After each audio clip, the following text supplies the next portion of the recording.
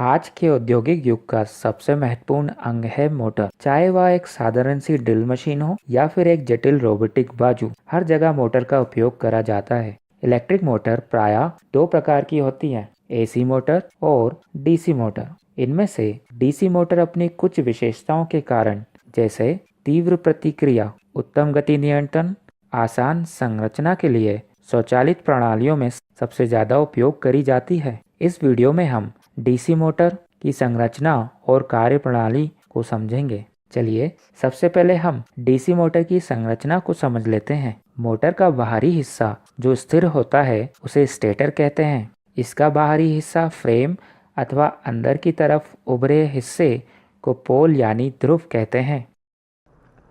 ध्रुवों की core steel से बनी होती है, जिनके ऊपर कॉपर वायर को लपेटकर यानी वाइंडिंग कर कर अंदर की तरफ से कस दिया जाता है। इन वाइंडिंग में से डीसी करंट को बहाने से यह स्थिर चुंबकीय क्षेत्र बनाते हैं।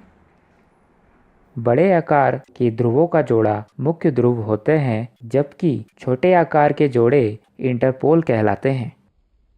मुख्य पोल और इंटरपोल की वाइंडिंग्स में सप्लाई दी जा सके और इन्हें भविष्य में चेक करा जा सके, इसके लिए इनके सिरों को कनेक्टर की मदद से बाहर निकाल लिया जाता है।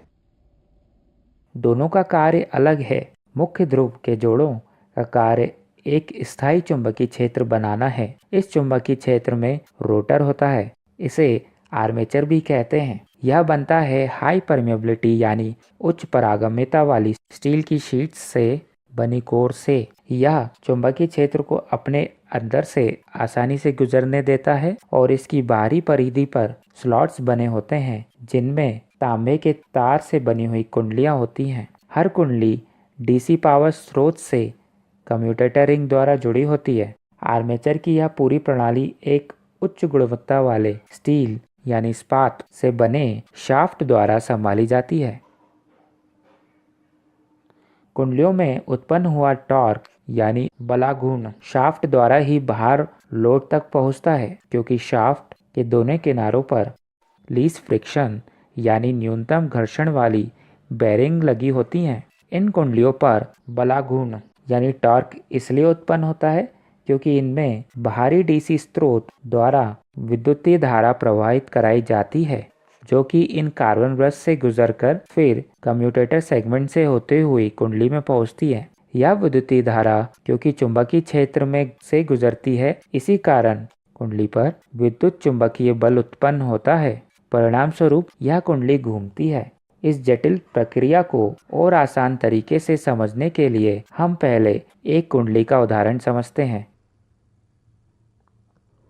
हम देख सकते हैं जब कुंडली घूमती है, कम्यूटेटर रिंग के दोनों भाग विपरीत पोलैरिटी वाले ब्रश के संपर्क में आते हैं, जिससे कुंडली का सिरा जब बाहिने तरफ आता है तो एक दिशा में धारा का प्रवाह कराता है, जबकि वही सिरा जब दाहिने तरफ आता है तो वह विपरीत दिशा में धारा का प्रवाह कराता है, जिससे बाहिने तरफ के चालक पर हमेशा ऊपर की तरफ बल लगता है, जबकि दाहिने तरफ पर हमेशा नीचे की तरफ।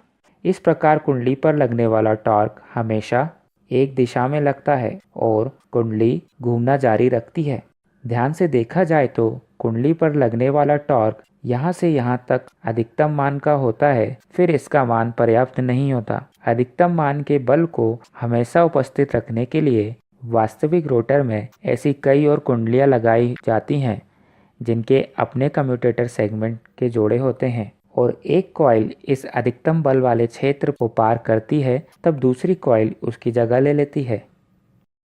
इससे हमेशा अधिकतम और एक सा बल उत्पन्न होगा और रोटर के शाफ्ट पर स्मूथ टॉर्क मिलेगा। वास्तव में सारी कॉइल्स को कम्यूटेटर सेगमेंट से इस प्रकार कनेक्ट करा जाता है कि रोटर की किसी भी पोजीशन पर इस तरफ सारी कॉइल के साइड में करंट एक दिशा में बहता है और इस तरफ दूसरी। ऐसा लैप और वेव प्रकार के कनेक्शन से करा जा सकता है। हम वाइंडिंग कनेक्शन की डिटेल्स पर जल्द ही वीडियोस लाएंगे। डीसी स्रोत से दिया गया करंट शाफ्ट में इसलिए नहीं पहुंचता क्योंकि कम्यूटेटर रिंग शाफ्ट से माइका इंसुलेशन द्वारा इंसुलेट होती है। छोटी डीसी मोटर में तो चुंबकीय क्षेत्र परमानेंट मैग्नेट द्वारा ही बनाया जा सकता है, किंतु बड़ी मोटर में परमानेंट मैग्नेट का उपयोग नहीं करा जा सकता, क्योंकि इनका चुंबकत्व समय के साथ कमज़ोर हो जाता है। परमानेंट मैग्नेट कंपन के कारण या गर्म होने के कारण अपने चुंबकत्व को हमेशा के लिए खो सकती हैं और इनसे उच्च घनत्व का चुंबकीय क्षेत्र नहीं बनाया जा सकता। इन सभी कमियों की वजह से बड़ी मोटर में इलेक्ट्रोमैग्नेटिक पोल्स यानी विद्युत चुंबकीय ध्रुव का उपयोग करा जाता है। रोटर से मिलने वाले बलाघूर्ण को बढ़ाया जा सकता है चुंबकीय क्षेत्र का घनत्व बढ़ाकर, यानी इलेक्ट्रोपोल्स उपयोग करने से बलाघूर्ण को कम या ज़्यादा करा जा सकता है। इन कॉइल के डिज़ाइन को देखिए। हम यहाँ पर एक लूप का मोटा तार रखेंगे, तब इनमें ज़्यादा धारा का प्रवाह होगा और बलाघूर्ण ज़्यादा उत्पन्न होगा। लेकिन हम पतले और लंबे तार से बने कई सारे टर्न वाली कॉइल का इस्तेमाल करेंगे, तब कम धारा होने की वजह से कम बल उत्पन्न होगा, लेकिन उच्च गति वाली मोटर बनेगी।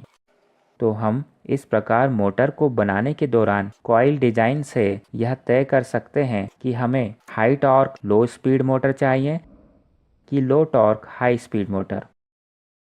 यहाँ पर इंटरपोल का कार्य यह है कि यह आर्मेचर रिएक्शन की वजह से कम्यूटेटर सेगमेंट्स के ऊपर हुई स्पार्किंग को कम करते हैं। इनकी डिटेल्स भी हम अपने अगले वीडियो में कवर करेंगे।